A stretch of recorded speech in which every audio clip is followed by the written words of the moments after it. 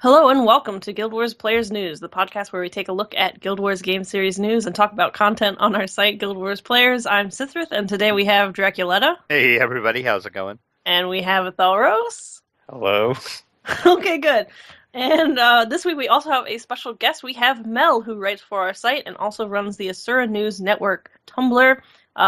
Say hello, Mel. Hello, Tyrians. My name is Mel. Hello, Mel. And give us a brief rundown of your history with Guild Wars 2 and the Guild Wars 2 community. Okay, so I first heard about Guild Wars 2 my senior year. It was for my game design class. My teacher was talking about it, so that's when I first heard about it, and it really piqued my interest. So I played, met some friends online there, and I was the last one of them to reach level 80.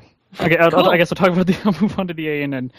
Okay. So the Asura News Network, I made that after listening to a different podcast, but they had stopped. So I was thinking that was the opportune time to make my own podcast, which fell apart because friends stopped playing, and then my only other friend was lazy. Oh, yeah. So it just became a regular news blog based around the role-playing style. Mm-hmm. Cool. Yeah, and I've read some of your stuff, and it's very good. So we Thank really you. appreciate that you run that Tumblr and that you also help out and put some of that stuff on our site. I do my best. I enjoy it. That's good.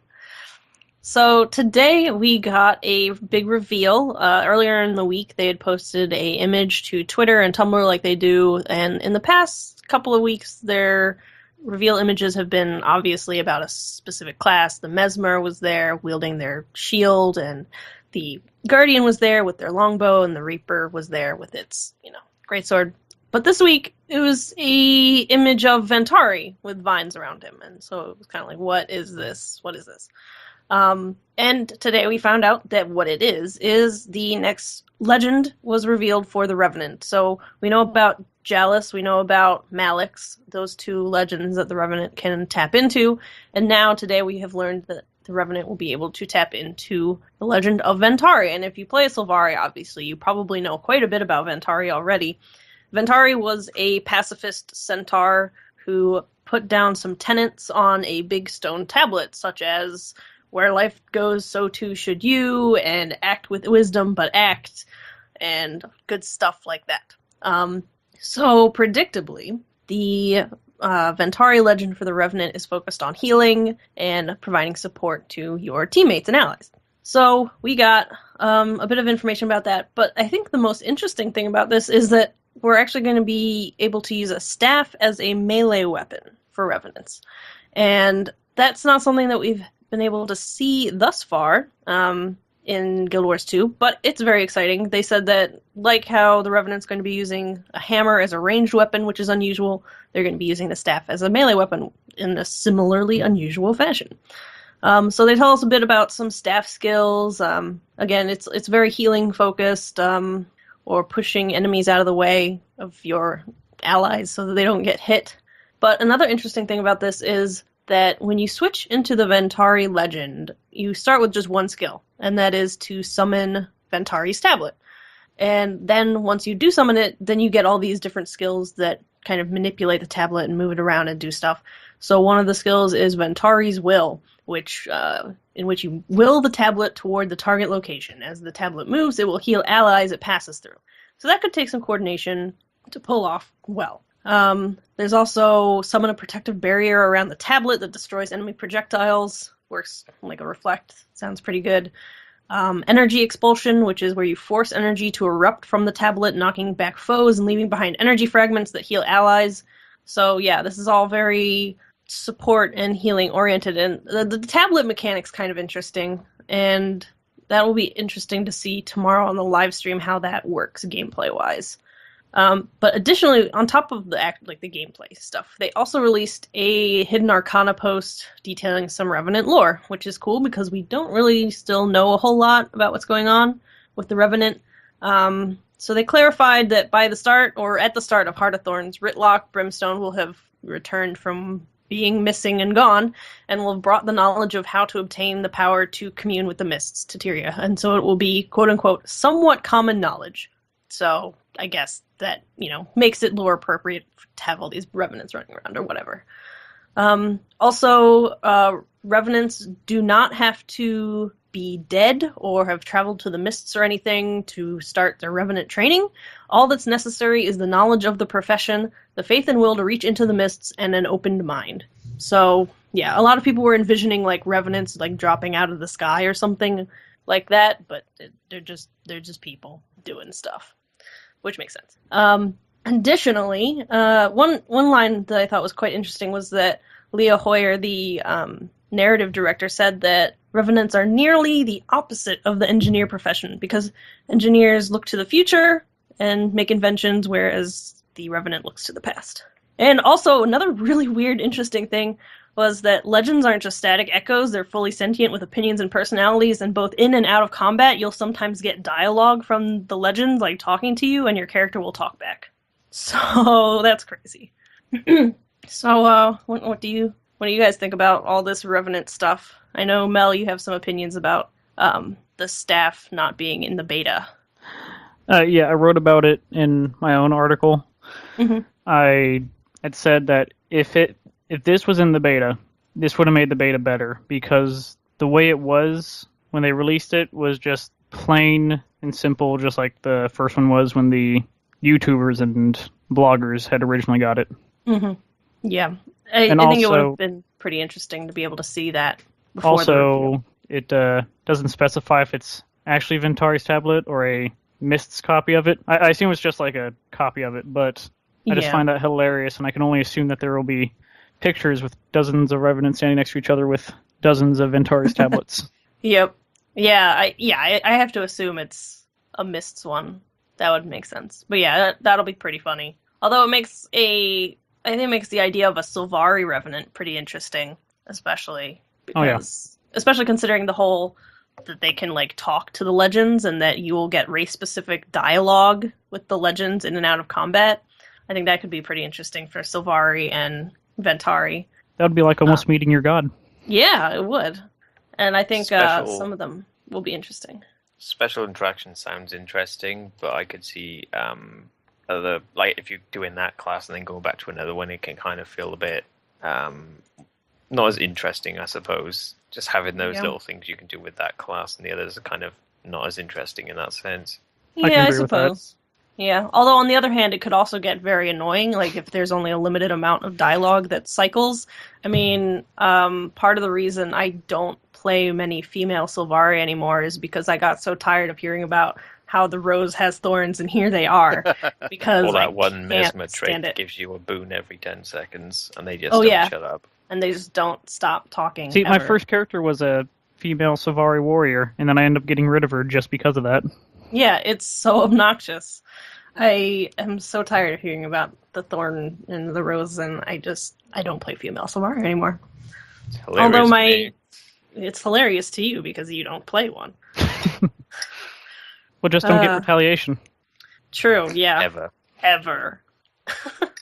All right. So that's the legend.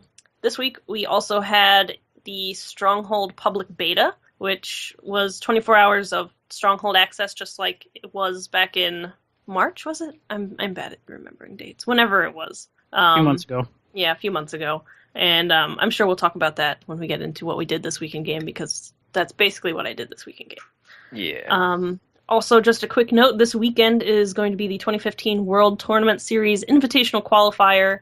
They're going to have it on Twitch, so you can watch. I'll probably watch, because watching like top-tier PvP players is ridiculous, and I sometimes feel like I'm playing an entirely different game from them. So it'll be interesting. So go check that out. That'll be on the official Guild Wars 2 Twitch channel. And then, of course, this week, Mel posted his video about the beta. So, Mel, tell us about your beta experience. You kind of touched on it a little bit with the lore stuff, but yeah, go on. Yeah, it only took a week to get the video out. But it felt a little boring, actually. It really did. And I'm trying to conceptualize it. I touched on the point where it felt like Kessex Hills. Because, it's like, it looks nice and pretty in like a full map before the crate tower, and then afterwards, now it's just a big mess there. That's what Verdum Ring feels like. Although it does have those small, beautiful areas to it, like Amayali's temple. Right, yeah, that looked really pretty. It did, and although I didn't see any new Hawk, I did see plenty of Itzel, and I still think they're too big. Right. Yeah, they definitely look to be just regular Hilux size, which then would make the new Hawk. Oh no, they're bigger than the Hilux. Ridiculous. Oh, are they? Okay. Yes. Well then, that makes the new Hawk even more ridiculously sized. Yes. That's too bad. Hopefully they work on that. I don't think they'll make changes, but one can only hope. Yeah. Oh well. So what did you think of the Revenant that you did get to play with a little bit? I mean, like you said, you didn't get to play with the staff, which is disappointing. Yeah. But I still wasn't used to the hammer because I don't have a Mesmer. I'm going to very shortly. I'm going to do a special thing with my Mesmer, but with I don't know, I'm just not used to melee weapon being ranged weapon. Right. But that's just a simple thing. The 3 skill, though, I did not like because it sort of adjusts your camera. You can't change your camera, really, when you do this skill. So it sort of, you like a hammer jump, but your camera stays in the exact same position and then teleports you right back once you smash into the ground. That's really weird. So it's like those Guardian leaps, but your camera stays in the original except you stay in the exact same spot, and then once it's done, you teleport right back. It was really weird. It was nauseating, actually. Yeah. But the Mace and Axe were magnificent. I loved them. It's great for combo fields and might stacking. I have to wonder how, like, all these different weapons, because it almost seems like they have different weapon sets designed around different legends. But, I mean, in theory, you're going to be switching legends. So I'm not sure how the different weapon sets are going to work with different legends. True. Did you play around much with legends? Not so much. I didn't really think about it at the time, because normally when I play Guild Wars, I'm mostly focused on the weapon skills, and then my utility skills are backup. Mm-hmm. So I didn't actually think about it that much. And for the most part, I stayed out of Malik's stance. Right. Even though I enjoy Malix as a character, with skill-wise, I didn't care for adding conditions upon myself. Right, yeah. Yeah, I don't like using those on my Necro. No, yeah. Feel uncomfortable to me. Makes sense. But I think that's basically my beta review, other than if I wanted to, I could probably point out a few things you got wrong about last time. Yeah. Like, I wasn't in the first beta. I was in the second and third session because I'd left work early, just like I left work early for this. And Thanks, thank you for being here. Oh no, I appreciate it. I really do. But yeah, so the second session I played a Necromancer because I wanted to see if I could get Reaper, but they didn't include any of the specializations at all. Very disappointing. Yeah, when you said, "Oh, I tried my Necromancer," I was like, "Oh, sweet." And it's like, oh no. Also, I called her like hot beta character or something like that. I've seen a lot of screenshots of silly beta names. Well, I want to capitalize the T, but it doesn't let you capitalize letters. That's not the first one. Right, yeah. So disappointing. Oh, well. Well, hopefully they'll have another... But it was still fun. I enjoyed it, sort of. Well, that's good. And, I mean, at least you got to look around, a little taste of it. So you know what that's true. I guess I can talk about events too. I guess I'll avoid the story definitely because you guys don't want to hear that. There wasn't much to the story anyways. Nothing revealing. Okay. Well, that's good. But like the story offers you 2 choices, but you can only pick one in the beta. So what's the point? Right. Other than that, there wasn't much to it other than a big reveal, which I'm not going to tell you guys. I don't want to spoil it for you. But with the events, it was just there was too much happening, I think. Okay. I never finished an entire event chain throughout the beta. So through 4 hours of playing in total, never finished a chain. Jeez. That's pretty crazy. Did you still get rewards from any of them, or? Yes. So, like, I still got, some experience, some karma and all that, and some money. Which I think the money actually carried over. I'm not sure.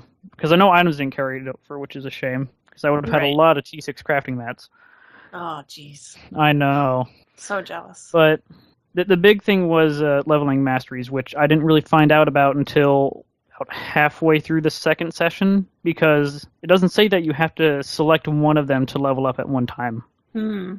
If they'd given me a prompt on it, that would have been perfectly fine, but they didn't, and I didn't find out until it was almost over. And then I barely got to test the glider. Right. Which was a little clunky.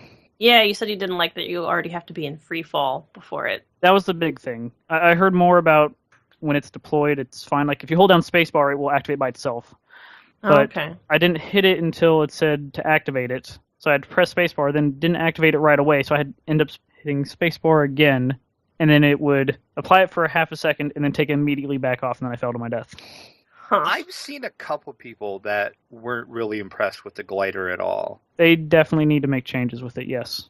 I've read quite a few blogs and stuff, and to tell you the truth, and I hate to say this, I haven't seen one person that was positive about it, which might be a good thing since they were still in beta. Maybe they will have time to change it, or maybe not. I don't know how to take that, but Well, that's what beta's for. right, exactly. And I remember after the last beta, a lot of the YouTubers and stuff had similar sentiments about the glider not being great, and I remember them saying, we acknowledge this and we'll work on it.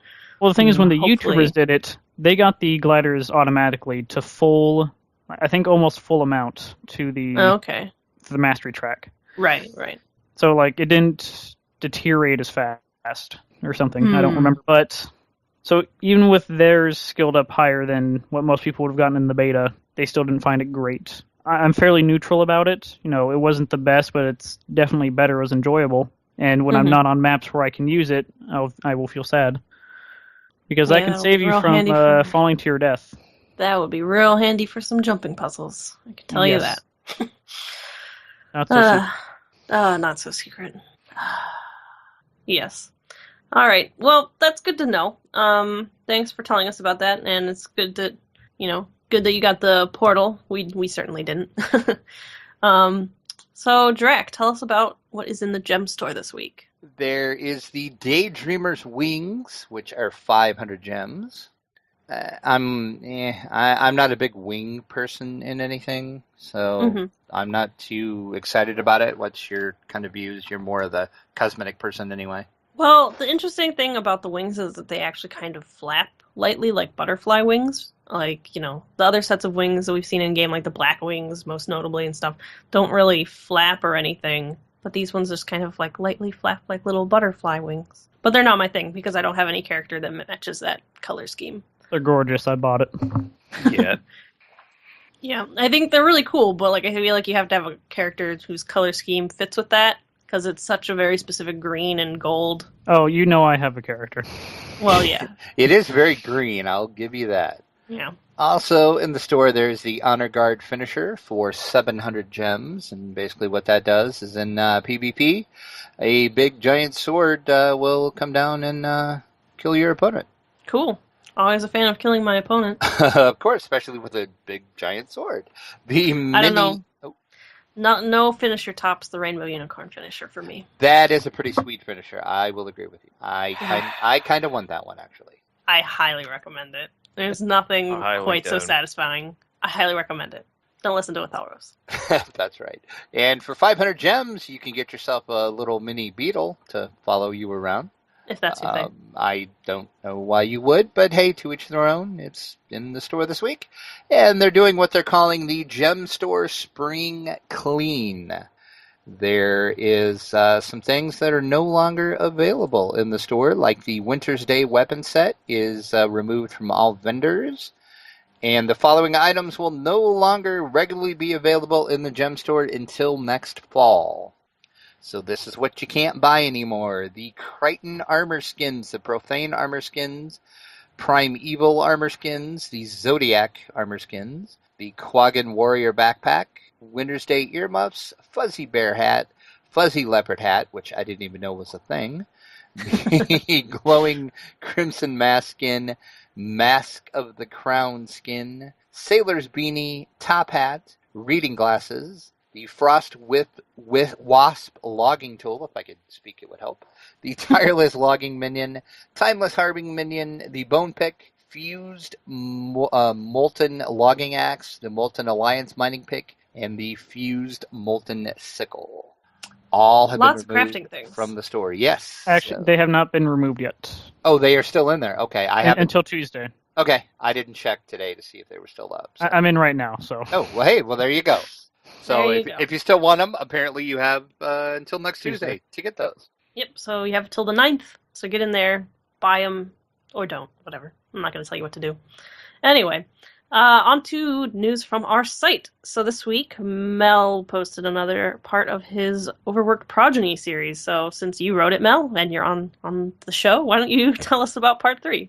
I will reveal nothing. No, it's okay. I don't know how many people actually read it, but summary is young Asura is working with a crew, and her uncle is the crew leader, and she feels overworked. And in this particular one, part 3, she gets bad news. Uh-oh. And I'll provide a hint for the next one, which is she makes a compromise or something. Okay, that's I'm not suitably even close vague. to writing the fourth one yet, so. Okay. That's okay. We do vague for the fanfiction stories so people don't get spoiled.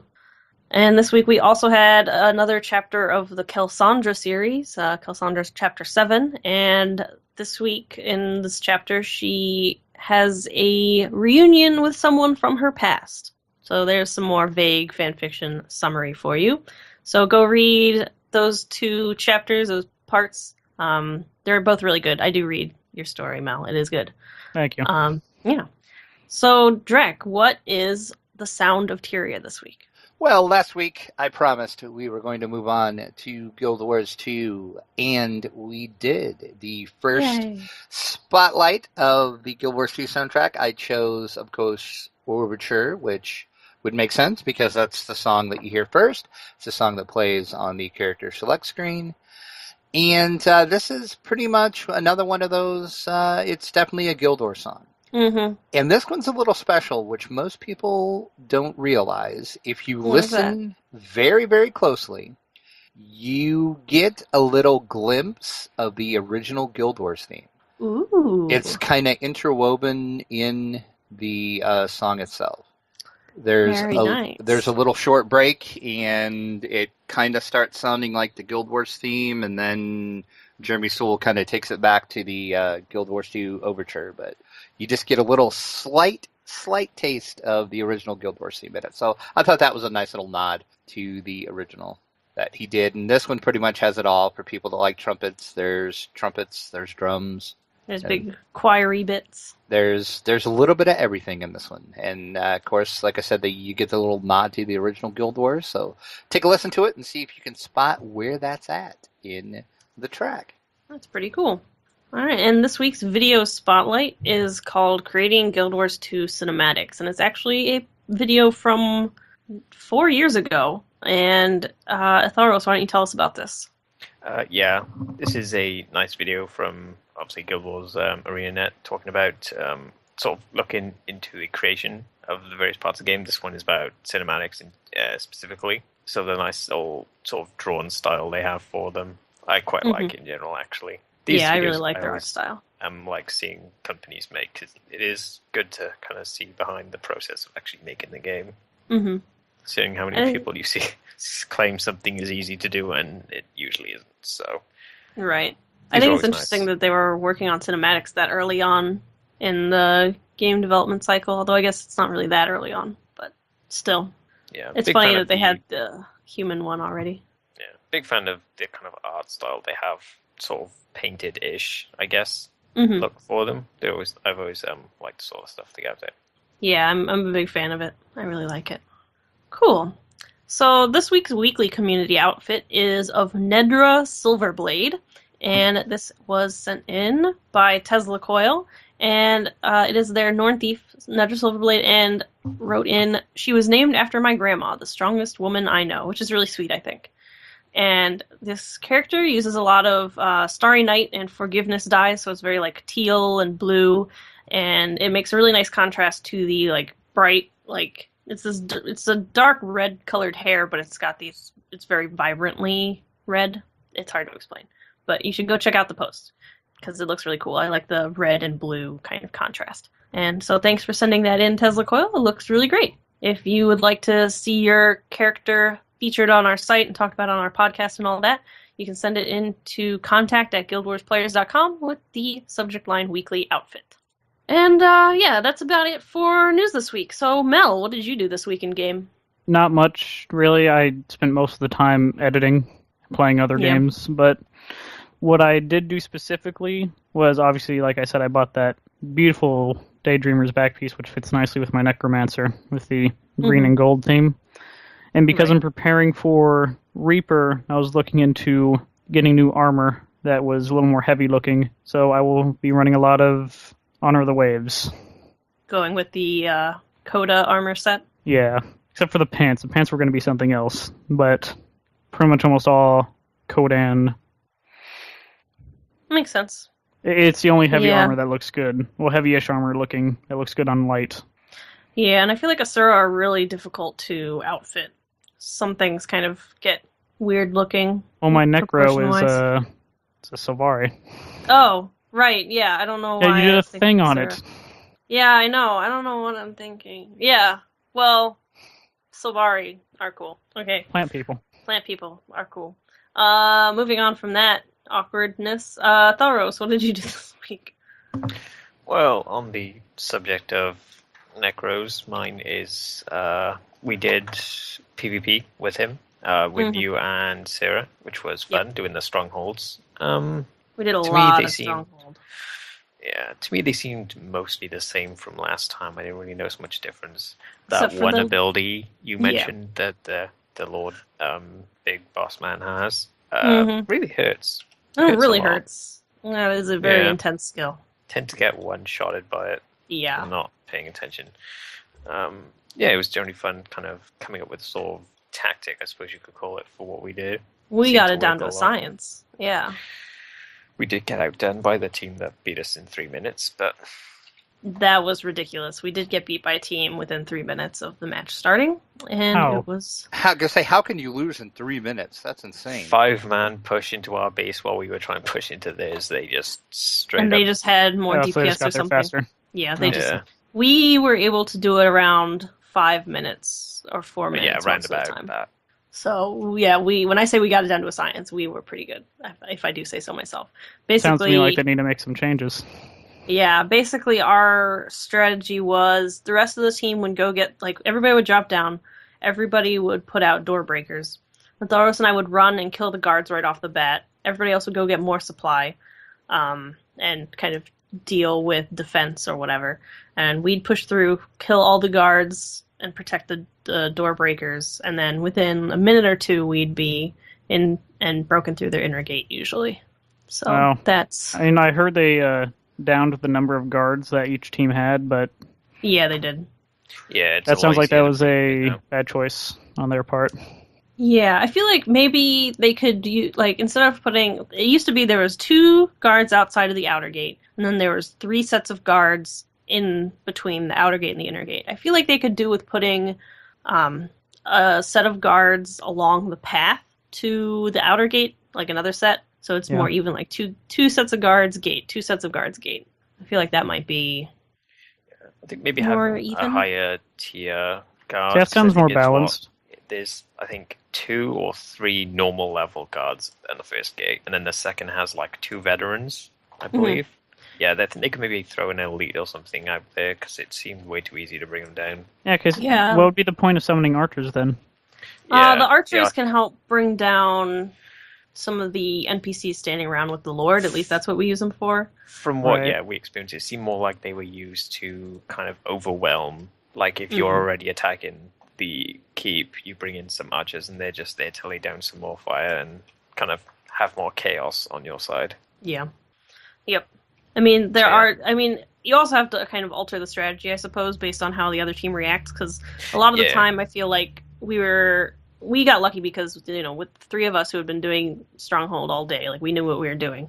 And a lot of people coming in, obviously, it was their first time playing the map, or a lot of people coming in to PvP for the first time just to try it. So there's a lot of confusion and people who didn't understand the game mode, so I feel like that's kind of part of why we won a lot.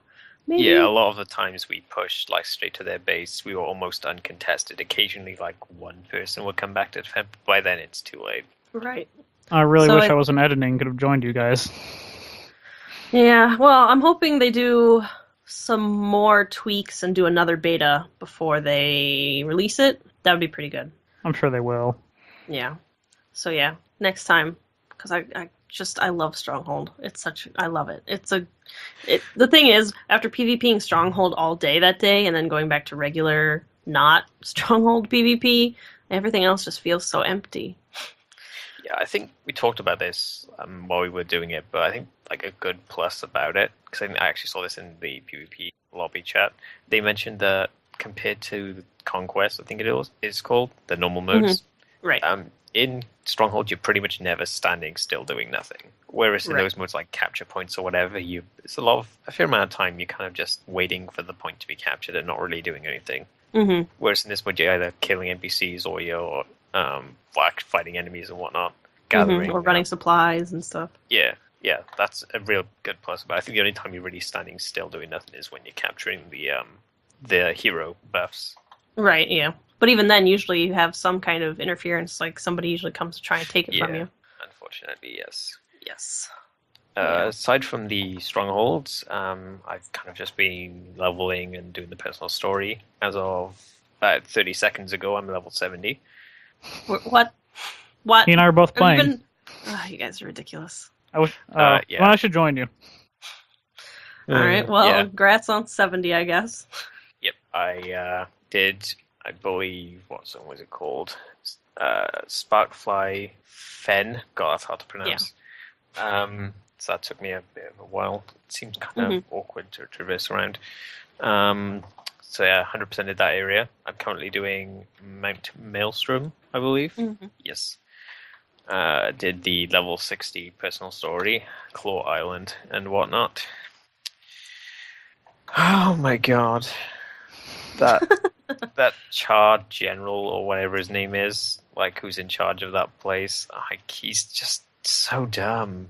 It's like, I don't want to spoil the story or anything, but I'm pretty sure it's been 3 years now. I think you can spoil it. Suffice to say that when someone tells you some bad stuff is going to happen, then you proceed not to listen, and then the bad stuff happens, and you still decide not to ask anyone for help. Maybe you're not fit to be a leader. Just saying. Because I had some things. I had some things to say about that guy. He was dumb. You were pretty grumpy about it, yeah. Also, Tybalt thing, yeah, that. Whatever. You guys are monsters. I'm aware. I'm more of a Siren person, which apparently you're not, Sithris, so whatever. I am not a Siren person. I'm not a fan. Yeah, I'm aware that Tybalt is generally considered the more popular. Which I personally don't understand why, but whatever.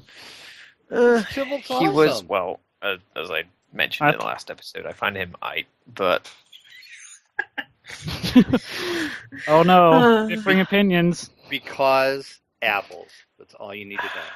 Yeah, I found it a little obnoxious at first. He eventually became kind of there. Thank you. Yeah, I agree with that. I think even when, like, the first time it happened with Siren, I'm like, she was fine. I didn't. The story could have been written better. That's why I don't think anyone really cared. I think we needed more time. That's definitely true. Mm-hmm. Like maybe I can't argue with that. Here's a friend, and now you don't have a friend. It's like, oops, okay, I guess. Thank you, okay. I'll be interested to see how the vigil works out, because I'll be doing one of those next time, probably when I roll a Char. Because I hate the race. Humans are boring, and Norna are just bulky and ugly. Yeah, but you are playing an Asura Necromancer, and we did spend an entire day doing PvP, so... Yeah, stranger things happen, but I really do not like the Nolan North voicing of the male humans, so... Yeah. Can't argue with that. Yeah. Yeah, I think it would have been a good idea to insert an extra chapter of whatever order you're in hijinks, like another little... Yeah, definitely. Mission thing would be good. Oh yeah, that's agreeable. I'm at 45% will completion, which I'm kind of sort of focusing on. I'm just generally 100% in the zone before I leave it. Kind of catching up to Sithris, who's been doing I'm at 62%. For what, map? Yeah, for entire map. I got 100 on one character. Yeah. No, it was also 100 on one character. I had to do that back when World v. World was required. I got a legendary. I hate it. I mean, that was. Yeah, I'm just saving money to buy one. See, I want Maudry, which is what you have, and I have an incinerator that I don't care for as much anymore. Yeah, I mean, that's the thing. I use daggers a lot obviously on my Necro, but I'm not a fan of incinerator, so kind of sad. But... At least there'll be a new one though, right? I guess, I hope so. I hope it'll match I'm hoping it's a nice shiny purple legendary dagger. See, I wonder what they're going to do with the new legendaries because Yeah, it's I haven't said much. because they're going to be Maguma legendaries from what I saw with the Masteries when I was in the beta. So does that mean that they're going to be jungly based or desert-like More based? Morgemothi, or Yeah. I mean, yeah, there's a lot of different ways. Because we already got Morgemoth based weapons, so I don't think they're Right. going to do that. But I don't know. Yeah, but they could go like, I don't know, pointy sticks. But yeah, I guess they already kind of did that with Nightmare weapons from Twilight Arbor. It's weird. Yeah, I'm saving up money to buy whatever the cheapest legendary is when I get when I get the money, just so I can get the achievement and never actually. As far as I equip know, it. it's going to be cheaper for you to just craft it by the precursor. I don't do crafting, so. Or what you could do is just wait for the expansion to come out and do all those tiers to get the precursor. There you go. Suppose I doubt I'll have the money before. That's the thing. I don't think you need money to do it. It's all skill based. So do you have skill? Yeah, I mean, I don't think I'll have money to buy it now, like before then anyway. So that might be an option. Yep. Yeah. So Drac, what did you do this week? Well, my Elementalist is now at level 59, so getting closer to 60, so I can do the personal story there. Did one match PvP on the Ranger and got jerks, so I logged out. Yeah. It was pretty bad this time. It was really bad this time. It's I've been a long time since I had people as jerky and idity as these people. I've started to just not bother talking to people, and just if they're being really abusive, I just automatically report them and block them. Yeah. Don't deal with it anymore. It's weird in this compared to MOBAs I play. I almost never look at the chat because I'm always looking at the actual fighting and stuff. So even if there are people, I tend not to notice. Yeah, that's probably for the best because people are jerks. But 9 times out of the 10, the person that's being the biggest jerk is doing the least for your team. So we've experienced that. Well, that's because they're just typing. Exactly. Yeah, they're too busy trying to be cool and yelling at you and not doing anything. So yeah, and that's really about all I did in game. And I guess I also found out apparently I work at a Felicia Day cloning factory as well. Oh yeah. Thalros and Drake and I were thing. on. Yeah, and apparently Thalros and I are your boss at this cloning factory, which is another thing entirely. We were on the 100th episode of the Lord of the Rings Online Lotra Players News podcast, and that's because we were hosts on the show for quite a long time. Draken and Thalros more so than I, but whatever. And the thing they do on that podcast is they do origin stories where fans write in and make up fake origin stories for each of the hosts. So for the 100th episode, there's a special one, and it started off with Drac working at a Felicia Day cloning plant. So that's a thing. Seemed fairly happy about that, as I recall. Yeah. The most accurate part of the story was the part where we then left that podcast to come and make a podcast about necromancers and PvP, which is very accurate. That is accurate. That is true. What it ended up being, yes. Yeah. So, besides me working at the Felicia Day cloning factory, what have you been up to this week, Sethruth? Well, like I thought I said, we've been doing a lot of strongholds, a lot of PvP. I hit 500 total PvP matches yesterday. Wow, that's awesome. Because what am I doing with my life? And so that was pretty cool. I don't have a really great win to lose ratio. Total games, it's about 46% win rate, which is not ideal, but whatever. I also got accused of hacking for the first time in a PvP match. That's a milestone. Yeah, I know. That's oh yeah, I'm getting really good. People think I'm hacking. Cool. You're good when that happens. Yeah. And you weren't even playing a thief. Ooh, did I say that out loud? That's the thing. I wasn't even on my Necro. I was playing my Ranger, who I'm not that great on. So that was, I don't know, that was something. Although I feel like we've talked about it before. I feel like Rangers get an disproportionate amount of hate for some reason in PvP. Rangers, to me, they just seem kind of lopsided in that they either hit you from range and you just get destroyed, or you jump on them and they just die. Yeah. I think overall they're the least favorite class. I hate thieves so much. Yeah, I get a lot of hate when I'm playing my Ranger. A lot. Yeah. I don't understand it. Thieves are so much worse, in my opinion. Yeah, not a fan I of think it's thieves. because people believe, which I guess I somewhat do, that Rangers are sort of lame.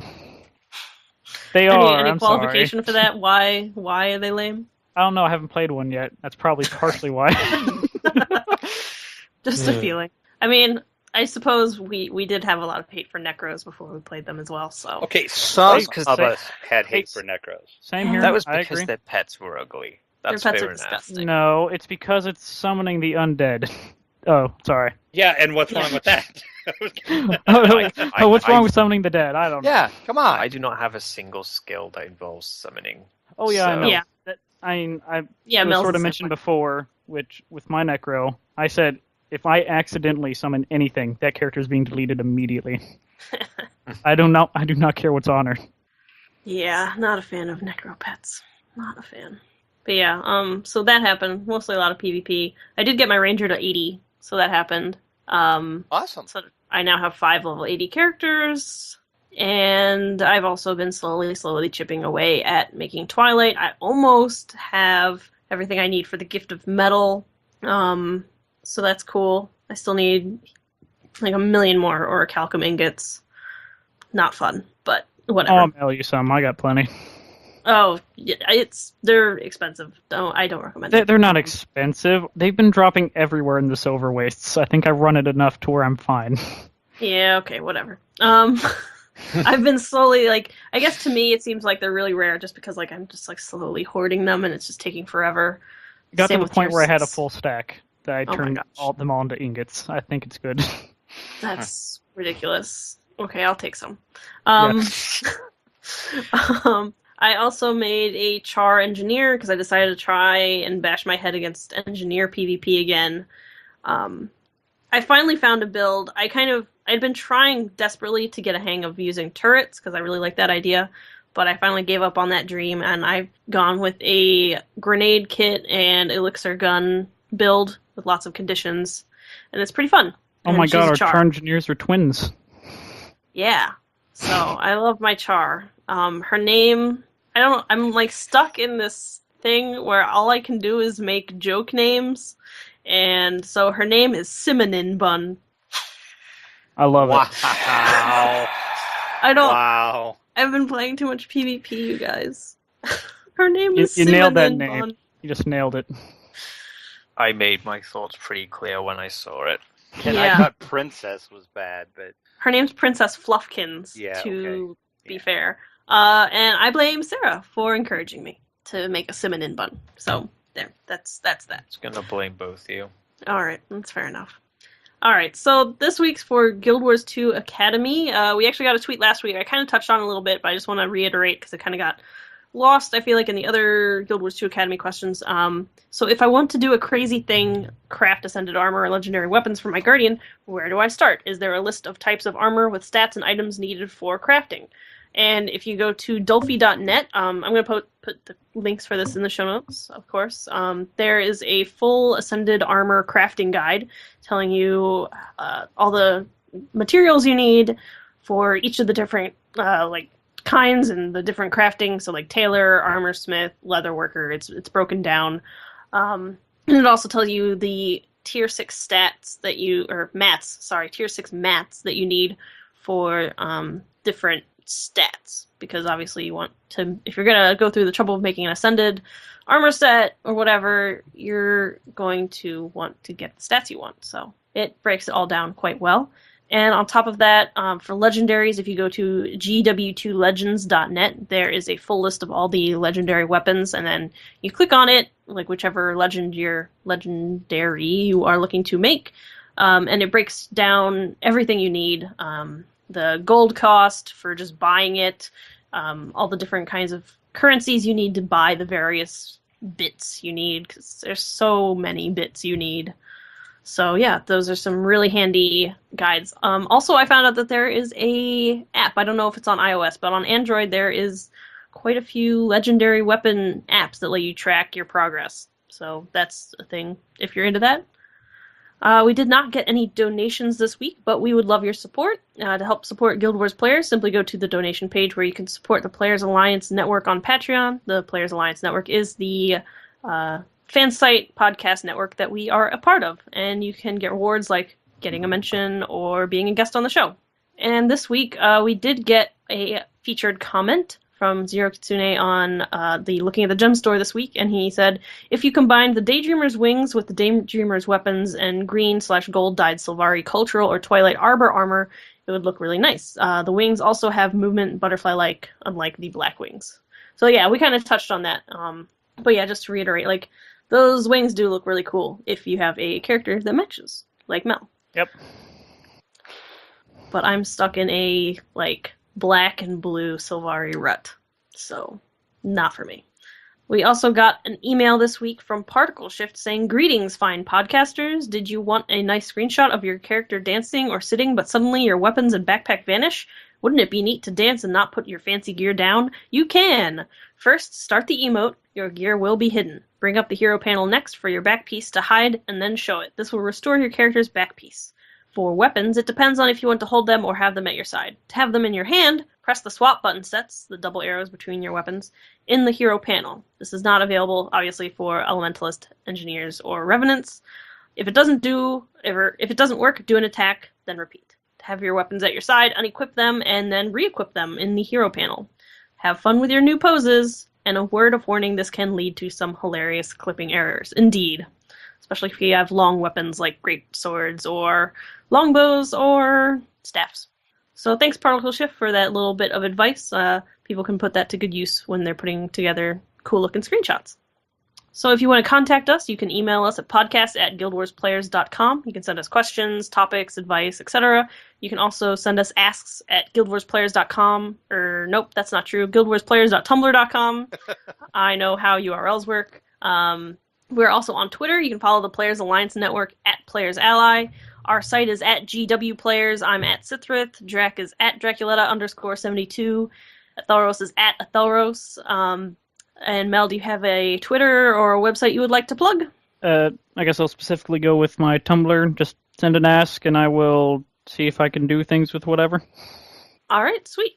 You can also find us in-game. I'm Sithrith.6741. Drac is Draculetta.7410.